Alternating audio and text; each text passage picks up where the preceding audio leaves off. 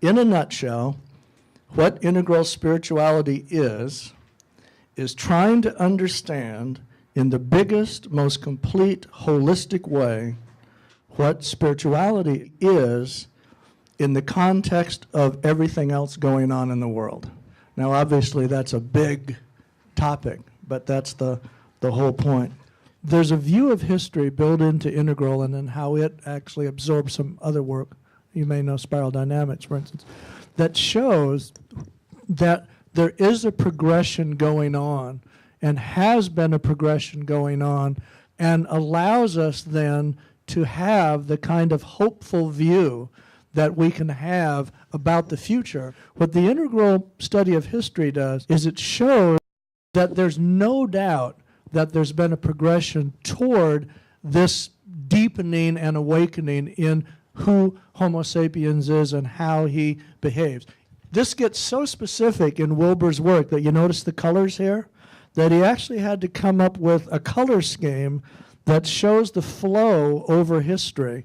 And this includes all the varieties of it, as you were mentioning, in ideas and concepts and government structures of how these have flowed from much more primitive, nasty types of structures to ones that are really more connected to consciousness and the heart. So just keep in mind that in the integral view, there's an underpinning here that really shows this progression and that we're not just talking about pie in the sky here. We're talking about pie on earth. You really kind of look at your own spiritual life when you've made breakthroughs that actually surprised yourself, that you really made leaps that just blew you away. And a good example of this thing is the I and we is that when Washington was willing to give up power, even though he had been offered to be king, to John Adams, and he didn't like John Adams. John Adams was not his candidate. But he believed enough in this emerging we, almost in spite of himself, that he went that direction.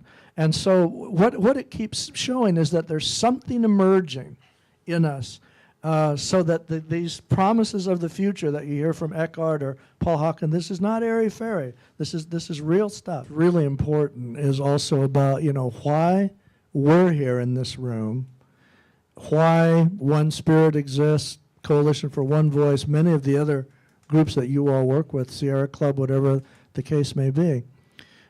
It's been said, clear from Wayne and others, before it then got said again, that if the entrenched institutions could not make these leaps that were necessary for change, then there would be a passing of that torch to the grassroots, and there would have to be the reinvention of new institutions and vessels to carry that other vision.